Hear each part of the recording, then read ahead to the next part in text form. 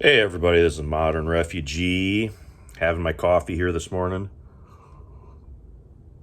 and got a fire started out here for the first time this season. It is October 26th, fired up the old Franklin wood absorber so I can stay toasty while I'm talking to you guys.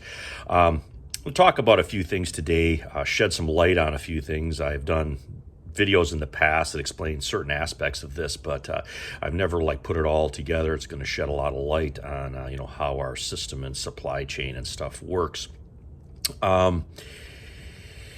Even when you prep, some things don't go the way you think. I went to the dentist this week. Well, 2 days after I went to the dentist, that dental work that they did failed. So I called back and said, hey, can I get back in here so you guys can fix this? And they said, sorry, there's no way to get you in today, and there's going to be no dentist around for a few days. So, even when you think you got stuff prepped, things can happen that change that. So I'm kind of on my own for several days at least until I can get back in there. But anyway, that's why even when you prep, things can go wrong.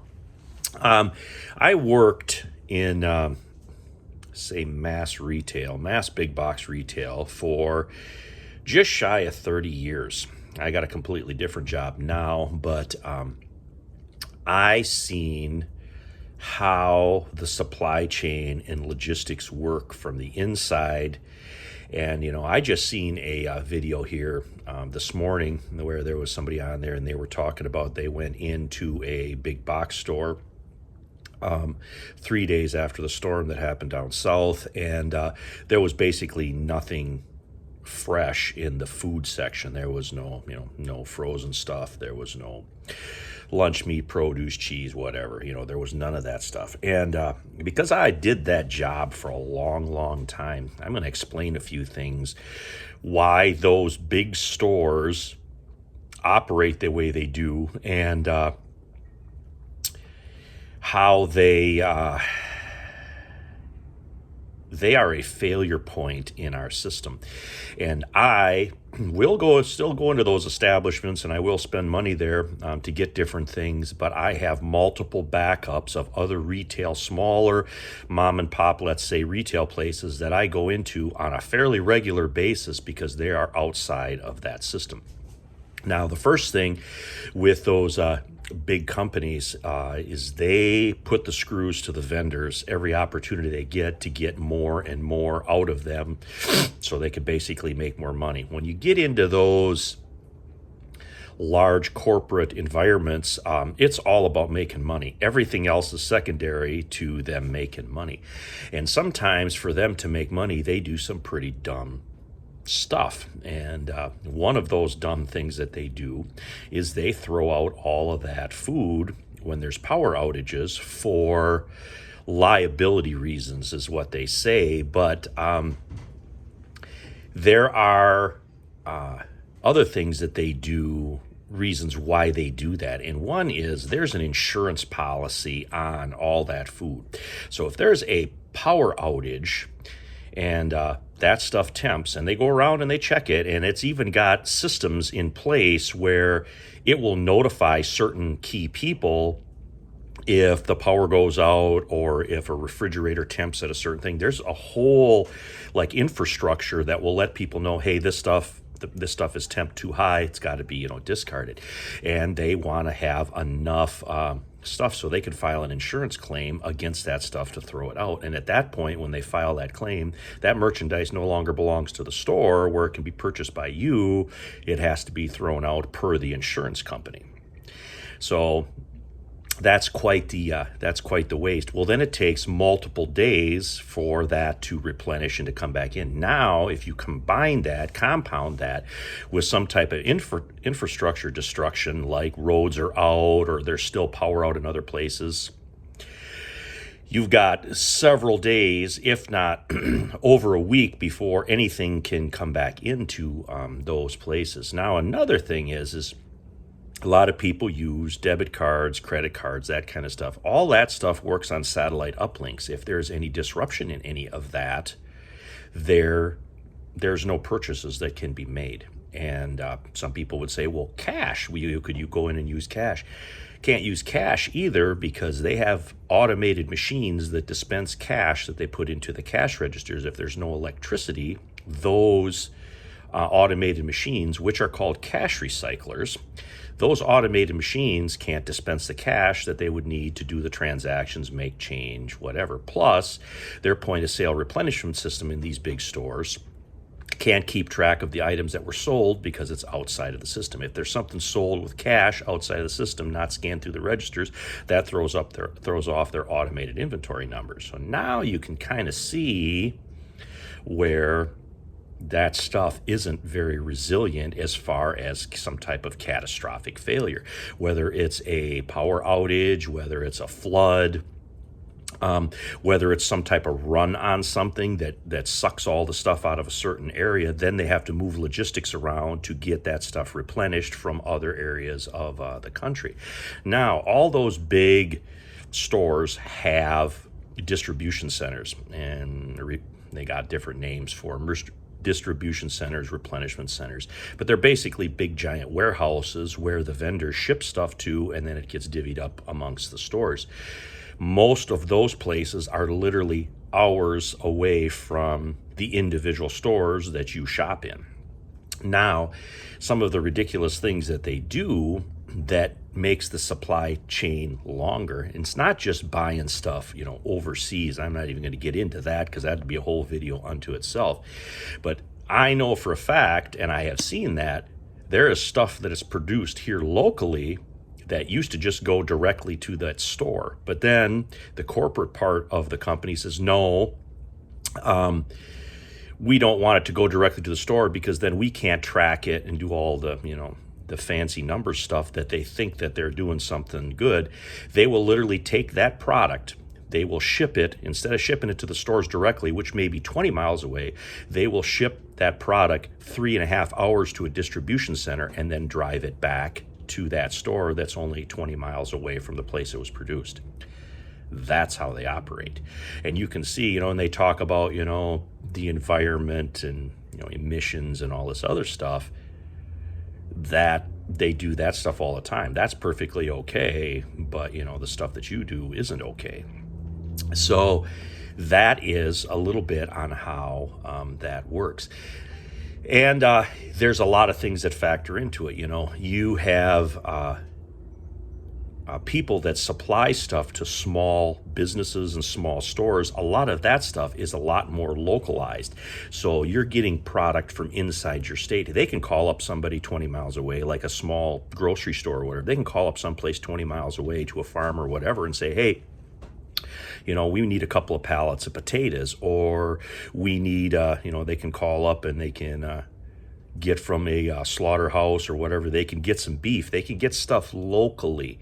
And those places, typically the stuff is going to be fresher and it's going to be more locally sourced, which means if something happens to that supply chain, that stuff can flow into those small mom and pop businesses, because when the vendor drops that stuff up, the store manager writes a check, gives it to them, whatever, and that's how things work in the smaller businesses.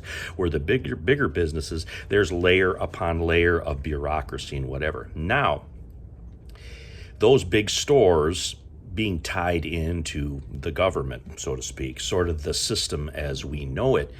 Now, when I started back in the 1990s, there was...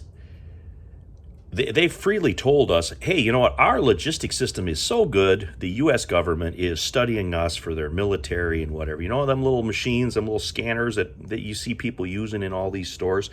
The government actually studied businesses to find out how their logistic chain works.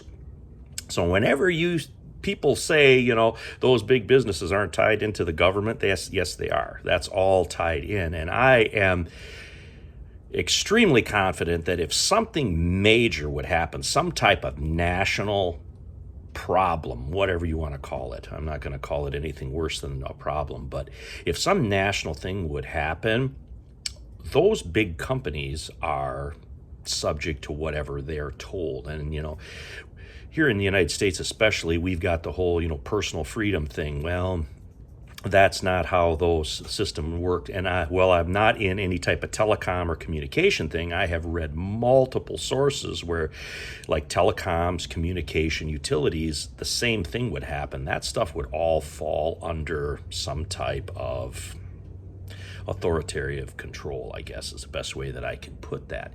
And that's why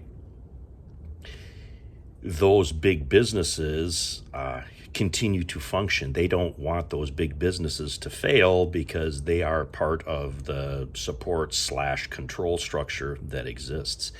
And like I said, nobody really talks about how this stuff works from the inside out. And you get overzealous businessmen that want to follow, their rules and they want to work themselves up the corporate ladder. They have to follow, those rules. I know people that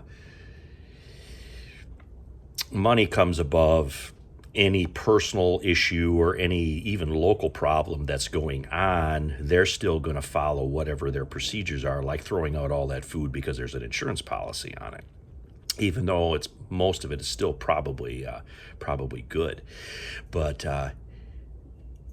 and now you ask, modern refugee, why are you a prepper? Well, now he had my upbringing where we were more or less self-sufficient, and a lot of the people that I grew up with that were in their 70s and 80s lived through the Depression, World War II, rationing, all that stuff. And, the lifestyle that I lived growing up, and then I folded into this corporate world, and I seen how everything operates. Now you know why I am so afraid of a catastrophic failure of the supply chain. And I did a video on this years ago. It's one of the first videos I ever did, is why I prepare. And why I prepare is a catastrophic failure of the supply chain, because I know how it works or doesn't work. Now, I'm going to give one caveat to this. The one thing about those big box stores and those big retail outlets that is good is their logistics chain. They have a massive logistics chain. They have massive amounts of trucks, and they have the experience of moving things around to different parts of the country. But then again, that is again subject to conscription. Let's put it that way. If they say, the authorities say, hey, we need those trucks to go do this, they're going to go do that. It's the same thing. One of the things that I did for years was, sell pew-pews, let's put it that way.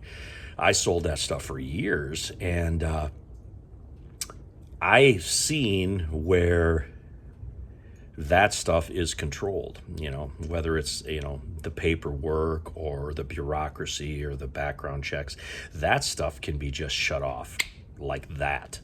And I know people are going to say, oh, they're not going to do that in my area. Yeah, they can. If they want to turn that stuff off so you don't have access to this or that, and the internet makes it even worse yet, but we're just talking physical stores right now. If they want to turn certain things off, say, hey, you know what, you're only limited to this product, one of this product every 30 days or whatever, they can track that. Every transaction that takes place in those large, retail outlets, so to speak, that stuff's all recorded.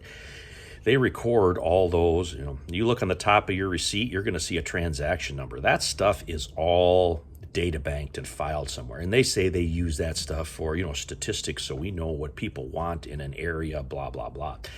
I don't know a lot of people that want to buy Christmas stuff on Labor Day, but I go into these big places and I see Christmas stuff on Labor Day. That's not what people want. That's what they want to sell you. And there were different times when I seen different higher managers, whatever, say, you know what, we're going to put this out because this is what we want people to buy. It's not what the people want. It's what they want to sell you. That's how it works. And that's why you can't take cash. That's why stuff runs out when there's certain runs on stuff, when there's power outages and whatever. And those insurance policies and stuff, they are actually cheaper than installing some type of generator unit at these stores. That's why they do it. They figure, the bean counters look at it and they say they can figure, whatever, they could figure that is going to save them money in the long run by having that insurance policy, and then they don't have the ongoing upkeep and maintenance of a generator on these stores, which I think all those a store that supplies goods like a pharmacy or food or feed for the cattle, farm stores. I think all these places should have a generator so they can continue to function if there is some type of localized event. But that's not going to happen because there's going to be somebody that's going to say that that's not cost effective, even though being closed for days upon days because they can't get electricity, that is cost effective. That's how they figure things. Those bean counters and analysts have their way that they can justify what they do, and that is just how the system works. And I'm afraid it's going to get worse. I'm afraid those systems are going to get folded into some type of rationing system if there is some type of major event. I've said that many times, that rationing now isn't going to be a book with stamps in it and stuff like it was during World War II. It's all going to be run on personal devices. They're going to know who you are as technology increases, AI gets involved. They're going to know, who's buying what, where, and, if you reach your limit, they're not going to sell you stuff because it doesn't matter whether it's on the internet, you're buying stuff online, or if you're walking into a place. At some point, that's all going to get rolled into one gigantic system, sort of like the Umbrella Corporation in, the video games, the video game world. If I got any gamers that watch me, I doubt it. But these are all things that people need to know how this system works. And I don't know of any way to change the system. I tried to change the system from the inside out for nearly 30 years. It didn't do me any good. I ended up having to get a different job. So I don't think that system is ever going to get fixed. But what we can do as individuals is build up our resiliency as far as having multiple sources outside of that system. Right now, well, it still exists to get our supplies, get our stuff, People talk about raising animals, raising chickens, that kind of stuff. You still have to have feed for them. And I don't know a lot of people that grow enough corn to feed their steers. They still have to supplement that by some type of other farm or logistic system. So there's a lot that you have to think about with about your own self-sufficiency. Growing gardens, it's pretty simple for me to grow gardens here. I got a makeshift, rainwater catchment deal there. So even if there's a drought, I collect as much rainwater as I can. So I put that in jugs and go out and water my garden with it. It's those small things that are added on to one another that actually make us more resilient. And then as you do those things, you become more resourceful, you grow in confidence. And, I don't have to tell anybody to look around everything that's going on.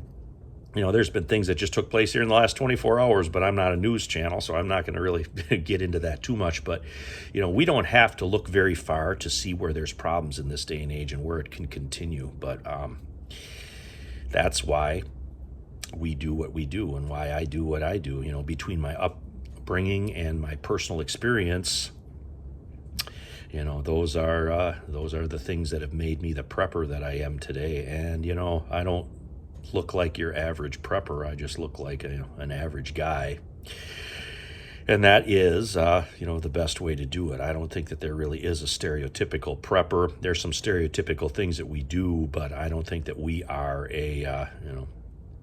it's not a stereotypical thing to provide for your loved ones and your family. But anyway, this is Modern Refugee. Appreciate all my subscribers out there. Just have my coffee with you guys here this morning and have a little discussion and explain how things are and why things work the way they do. So in the next few weeks here, there's a lot of things going on. I want you guys to be as prepared as you possibly can and expect the unexpected, like me going to the dentist and then 2 days later that fails.